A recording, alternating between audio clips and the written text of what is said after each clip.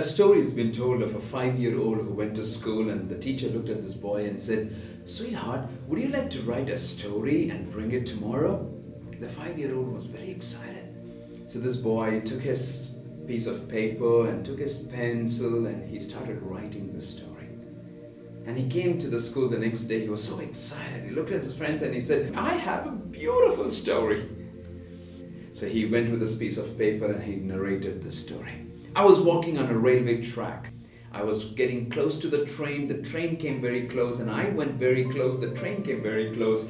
I went very, very close. The train came very, very close. I went very, very, very, very close and the train came very, very, very close. In the last minute, I jumped out." Everybody laughed. The teacher smiled and said, "Sweetheart, it's a cute story, but can you come up with another story tomorrow?" And he went back home, came up with another beautiful story. He was excited. Went back to school the next day. The teacher said, "Do you have a story?" He said, "Yes, this time a very creative one. I was wearing a blue cap and a blue shirt and a blue pant and a blue tie and a blue socks and a blue shoe, walking on a blue railway track when a blue train emitting blue smoke was coming on the railway track. I was walking on these blue stones and the blue train came very close and I went very close. The train came very, very close and I went very close. The train came very, very close and we were under blue sky. And as this train came very, very, very close and I went very, very, very, very close, in the last minute, the train jumped out." I know many a times in our lives, we wish some of those problems might jump out.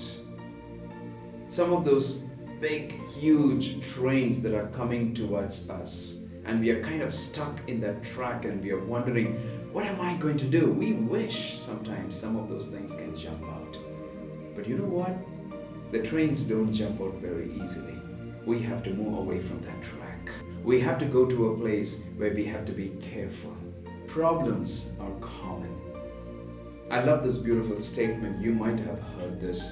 During the darkest time, God does the deepest work.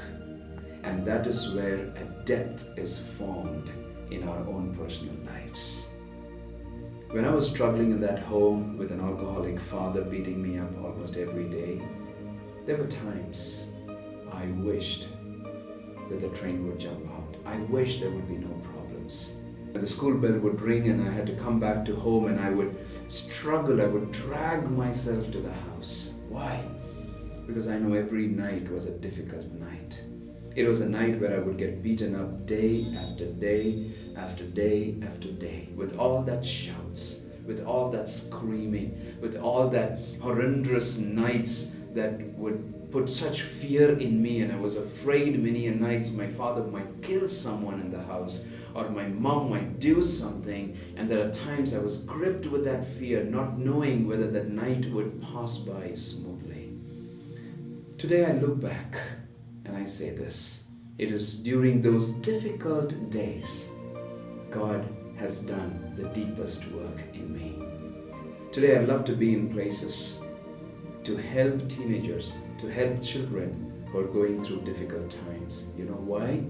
Because there was nobody to help me. I want to let you know this. If you're going through a hard time, hold on. Hold on. Perseverance is the greatest thing. Endurance is the greatest thing. Endure it. Persevere. Hold on. Keep moving. I love Martin Luther's quote. If you can't fly, then run. If you can't run, then walk. If you can't walk, then at least crawl. Whatever you do, keep moving. Don't stop. I'm just sharing. It's your choice.